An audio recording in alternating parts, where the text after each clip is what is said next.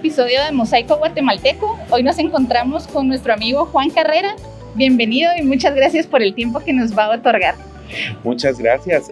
Bienvenidos, Mosaico Guatemala, a este recorrido.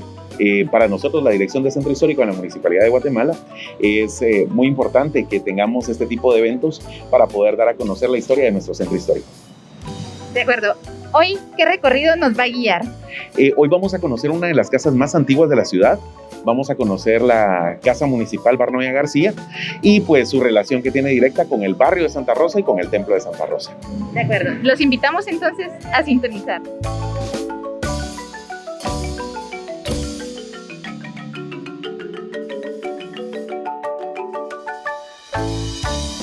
¿Qué nos puede contar de esta locación, Juan? Bueno, pues como les indicaba allá afuera, este es uno de los primeros inmuebles que se construyen en la ciudad. Data de la época del traslado, más o menos entre el año 1778 aproximadamente. Y pues en este lugar vivieron varios personajes icónicos de nuestra historia. Empezando por Cayetano Franco Simón Roy, que fue el primer arzobispo de la Nueva Guatemala de la Asunción, así también como el primer estudio fotográfico que se instala en la ciudad, que es el de don José García, y también pues de dos personajes icónicos de la Huelga de Dolores, los dos médicos de profesión, Joaquín Barnoya y José Barnoya. De acuerdo. Más o menos, ¿qué tipo de estructura o qué es lo que pueden encontrar los visitantes? Si se puede visitar la casa o si sería un recorrido privilegiado para Mosaico Guatemalteco. Pues la verdad, este espacio está abierto al público. De momento solamente es como con cita previa, pero que sí, la idea es de que puedan venir a conocerlo. Cualquier visitante que desee hacerlo, porque es un inmueble muy importante, aparte de que su construcción, como lo vamos a ver ahorita en el recorrido, se parece mucho a las casas de la antigua Guatemala, y es porque todavía se conserva en muy buen estado. Tiene piezas que se vinieron desde el traslado, como sus baldosas de piedra, como su pórtico de piedra también, y las bases de las columnas, entre otras cosas. De acuerdo. Usted nos va a ir indicando cuáles van a ser los ambientes y cómo nos vamos a ir trasladando dentro del inmueble. Exactamente, vamos a hacer un recorrido donde podamos ir conociendo la historia de la casa y al mismo tiempo pues ir conociendo sus espacios. De acuerdo, ¿a dónde nos trasladamos ahora? Si quieren vamos para el zaguán.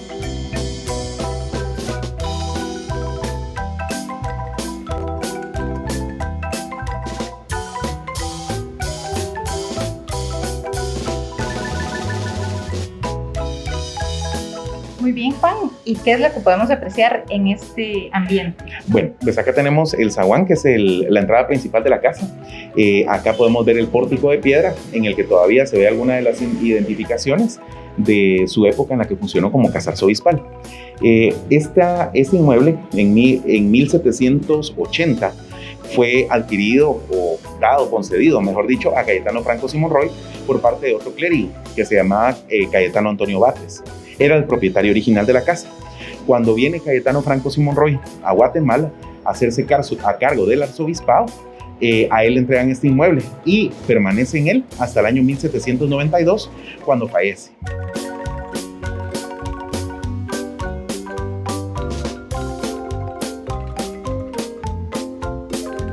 ¿Qué podemos apreciar después del zaguán? Aquí ya tenemos algunos de los pasillos principales. Cabe mencionar que este inmueble originalmente ocupaba un cuarterón de manzana. En el espacio donde nos encontramos es tan solo una quinta parte de lo que el terreno originalmente ocupó. De hecho, cuando vayamos hacia la otra parte del pasillo nos vamos a dar cuenta cómo los corredores continuaban hacia el inmueble que tenemos hacia nuestra derecha y cómo también continuaban hacia el fondo de la casa. Pues como les indicaba ahorita y parados especialmente en este ambiente, Cayetano Franco Simón Roy se hace cargo del arzobispado, esto por la negativa de Pedro Cortés y Larraz, quien era el arzobispo allá en Antigua Guatemala, en el Valle de Panchoy, pero él se niega a trasladarse. Él es uno de los que se oponen al traslado de la ciudad y por eso es de que se llama Cayetano Franco Simón Roy, para hacerse cargo del arzobispado. Entonces él ocupa este inmueble. En la parte en la que nos encontramos, en este sector, era su casa de habitación, y en el resto de la casa, la que está más hacia el lado poniente del terreno, era el área de las oficinas del arzobispado. Esto porque durante esta época estaba el proceso de construcción de la catedral. Y para mientras tanto se construía, la catedral tuvo también dos lugares previos a donde se encuentra actualmente. Originalmente fue dispuesta donde ahora está el Mercado Central. Ahí estuvo provisionalmente hasta que se termina el Templo de Santa Rosa. Eso es al año 1787, que es de hecho uno de los primeros templos que se terminan, también con el financiamiento de Cayetano Franco Simón Roy. Y pues precisamente por eso, por la cercanía que está el inmueble prácticamente enfrente del templo, es que aquí traslada las oficinas y administrativamente el Arzobispado de Guatemala empieza a funcionar en este inmueble. Es el equivalente a lo que sería hoy día una casa arzobispal. Exactamente. Por eso es de que este inmueble se le conoce también como la antigua casa arzobispal, porque aquí funcionó hasta el año 1815, que es cuando ya se traslada el templo y se inaugura el templo principal que ahora tenemos y que conocemos como Catedral Metropolitana. Muy bien. Después de este lugar, ¿a dónde nos vamos? Vamos a dirigirnos hacia el primer salón y vamos a apreciar también, aquí podemos ver en los pasillos la baldosa de piedra, que fue la que se trajo desde Antigua Guatemala, pero allá vamos a ver una de las intervenciones que ya tuvo a principios del siglo XX, que es un hermoso piso de tipo alfombra o de cemento hidráulico, como le llaman también, y vamos a ver un poco y hablar también un poco de la historia de ese tipo de pisos.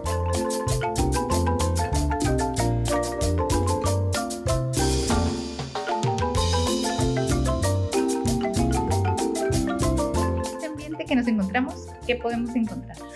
Pues acá es una de las salas. Esta muy probablemente haya sido la sala del inmueble, porque hay unas salas que ya no están habilitadas porque esta es el área que nada más nos fue asignada. Y aquí podemos encontrar un hermoso piso alfombra, que era, como les hablaba anteriormente, un piso de cemento líquido, de los cuales estaban diseñados de manera muy artesanal y que fueron muy populares dentro de los inmuebles del centro histórico. Aproximadamente tenemos un estimado de que 600 inmuebles dentro del centro histórico poseen este tipo de pisos. Este que vemos acá, especialmente, la estrella que podemos ver acá al centro, la encontramos también en el Bar Granada y en el Paraninfo Universitario. En el Paraninfo sí cambia un poco el tipo de piso que tiene alrededor, pero la estrella esta que vemos acá es exactamente la misma. De hecho, también hay un parqueo donde también se encuentra, y ahí lo podemos ver ya en un alto estado de deterioro, pero que al final también nos puede servir como reflexión de ver cómo puede lucir un piso que está en buen estado de conservación. Muy bien. ¿Y del techo o alguna mejora que hayan realizado en este ambiente? Pues nosotros como municipalidad nada más hicimos la intervención de las lámparas que vemos acá. De ahí todo lo demás, la casa ya no la entregaron así. Esta se encontraba en muy buen estado. Fueron, la verdad, pequeños detalles que se tuvieron que hacer. La última intervención que le hicieron fue en la década de 1970, después del terremoto de 1976, en el cual el techo se cayó. Originalmente este era un artesonado de madera y teja, y posteriormente para esa época pues lo que hicieron fue colocarle lámina de duralita, pero siempre manteniendo el estilo del techo a dos aguas, como lo que fuera un tapanco, solo que aquí ya no se le colocó el tapanco, y lo único que hicieron fue forrarlo de madera para evitar un poco la incidencia del calor dentro de las habitaciones. Perfecto. ¿De aquí hacia dónde nos vamos a...? Nos vamos a ir para el pasillo, y pues para el pasillo el que está aquí el principal, y pues vamos a seguir hablando de la historia de la casa. Muy bien.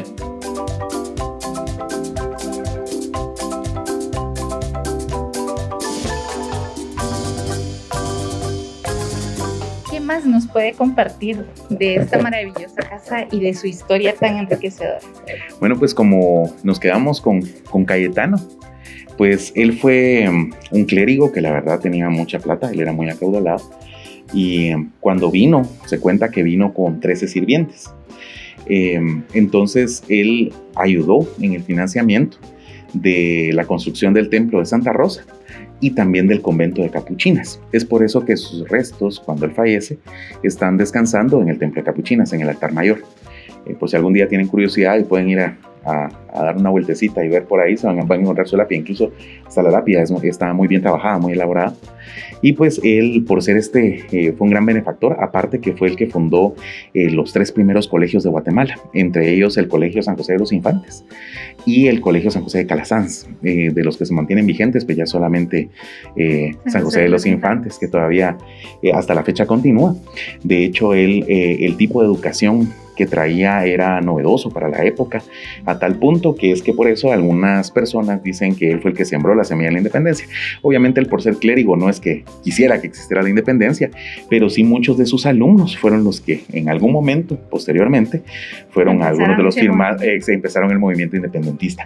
Es por eso que dicen que fue Cayetano quien siembra la semilla de la independencia en los niños, en ese entonces en los niños de acá de la ciudad. Pues luego la propiedad, pues como les decía, ¿verdad? Fallece Cayetano Franco Simón Roy y entonces empieza a tener una serie de diferentes propietarios hasta que llegamos a más o menos principios del siglo XX, cuando la propiedad es adquirida por don José García. José García era un fotógrafo. Él venía con un grupo de zarzuelas de España. Hay que recordar que en este barrio se encontraba también uno de los teatros más importantes de la ciudad, que en su momento fue conocido como Teatro Carrera, luego en la época de los liberales como Teatro Nacional, posteriormente para la conmemoración de los 400 años del descubrimiento de América, pues fue conocido como Teatro Colón, y actualmente nosotros lo conocemos como el Parque Colón. Entonces, este teatro fue muy famoso. Entonces, don José García venía con una compañía de zarzuela a una presentación que dieron aquí en el Teatro Colón. Él se enamora no solo del país, sino que también se enamora de una guatemalteca y se queda acá en el país. En este recinto, él instala el primer estudio fotográfico de la ciudad. Se llamaba Fotoexposición, y entonces él empezó a hacer los retratos a la gente, los típicos retratos que podemos ver de principios del siglo XX, y de hecho él era tan antiguo esto que los negativos estaban todavía impresos en vidrio, no siquiera eran negativos como de célula o celulosa, no sé cómo es que se llama ese material de celulosa, sino que eran todavía impresos en vidrio. Pues fruto de este matrimonio, una de sus hijas, Margarita García, contrae nupcias con un doctor, el doctor Joaquín Barnoya. Este médico de profesión fue también compañero de estudios de Miguel Ángel Asturias, y junto con otros estudiantes y personajes de la época escriben La Chalana. Esto estamos hablando ya más o menos para la década de 1930.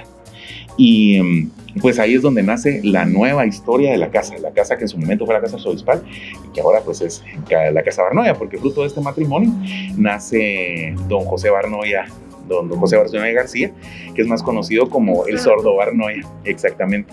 Pero más allá de que el Sordo sea conocido por su ardua labor social y por su constante prácticamente permanencia en la huelga de Dolores, él era médico, él era urólogo, y fue el primer médico guatemalteco que logra un trasplante exitoso de riñón en Guatemala. Eso lo hacen en uno de los hospitales del ICS, y pues eso fue prácticamente una celebración muy grande, pues porque era la primera vez que ese tipo de prácticas se hacían en el país. Aparte de que el doctor Barnoya no solo su conciencia social, aparte de su parte como médico, sino que también era escritor.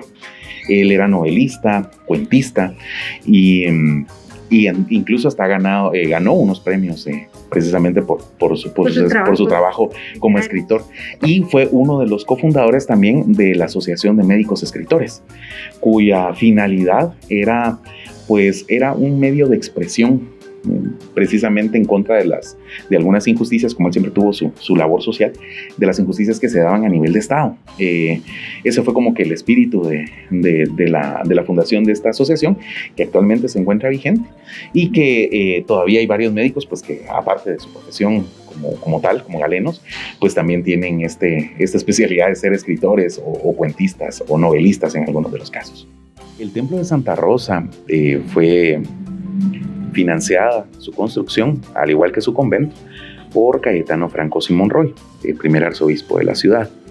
Este templo todavía conserva varias joyas y algo de el legado de Cayetano, pues en el techo podemos observar algunos medallones que estos representan a la familia de Franco Simón Roy y su paso por el arzobispado.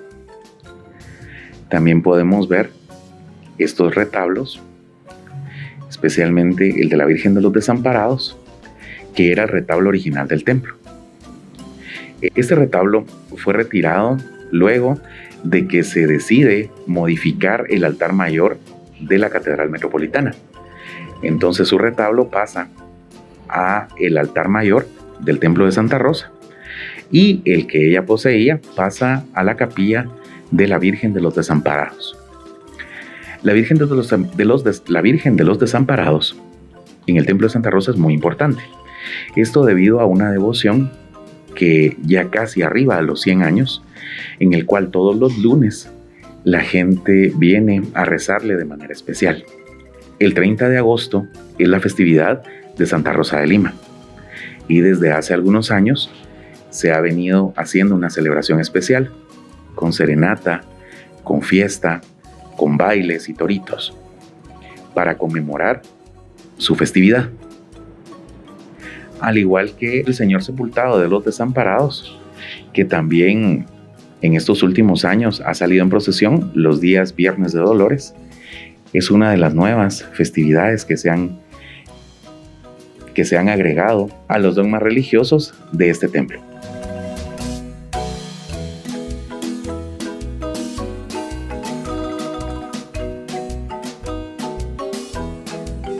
La propiedad originalmente ocupaba un cuarterón de manzana.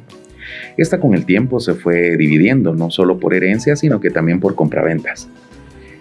Más o menos en la década de 1950, la propiedad en la que actualmente nos encontramos fue heredada a dos familias distintas, familiares siempre, pero diferentes. Es por eso que podemos ver este muro que prácticamente parte la propiedad. Ahora, con el deterioro de los años, ya no se puede observar el pasillo que era la continuación del que vemos acá, porque ya se cayó la mayoría del techo. La fuente incluso que encontramos acá es la mitad de ella, porque cuando se construyó el muro y por el grueso del muro, la fuente quedó en su mayoría de este lado y el resto está metido dentro de este. Del otro lado solamente sale una pequeña parte. Originalmente, cuando se hace esta división, también se coloca un búcaro, que es más estilo Art Nouveau, es un rostro, pero con los años es removido y pues en la actualidad podemos observar este azulejo que es de los que son pintados a mano y es el actual búcaro de la fuente.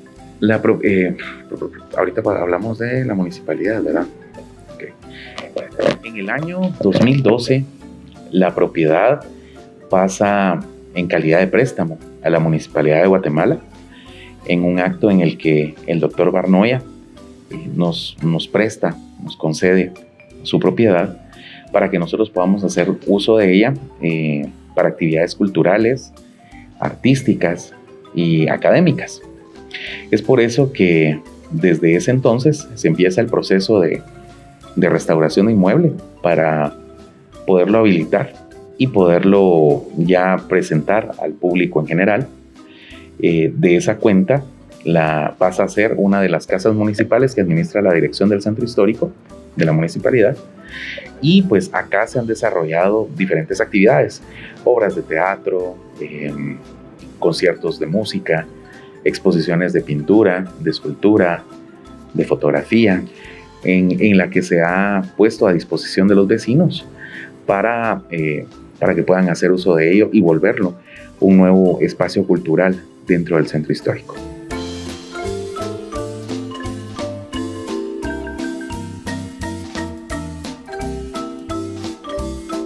Y bien, Juan, ¿qué ¿qué le puede decir a nuestros seguidores? ¿Cómo los pueden encontrar en sus redes sociales? ¿Cómo se pueden poner en contacto con ustedes? Bueno, pues los invitamos a que nos sigan en redes sociales, en la Dirección de Centro Histórico en Facebook y también en DCHGT en Instagram, también para que nos vayan siguiendo las diferentes actividades que tenemos, no solo en esta casa, sino que en las otras casas municipales que también administramos, y pues también para que se sumen acá y vengan a conocer que es patrimonio de todos los guatemaltecos. Muchas gracias, y especialmente Mosaico Guatemalteco agradece a la Municipalidad de Guatemala, a las casas culturales de la Municipalidad de Guatemala y hoy específicamente a la Casa Barnoya García por habernos abierto las puertas, compartido la historia que albergan su recinto y especialmente a su guía, ¿verdad, Juan? Bueno, muchísimas gracias también a ustedes por visitarnos, porque para nosotros es bien importante que la gente conozca estos lugares, porque son espacios que están dispuestos para los vecinos, para que vengan, conozcan y pues se apropien de estos espacios que son prácticamente el tesoro de todos los guatemaltecos. Muchas gracias y los invitamos a seguir sintonizando nuestro contenido. Muchas gracias.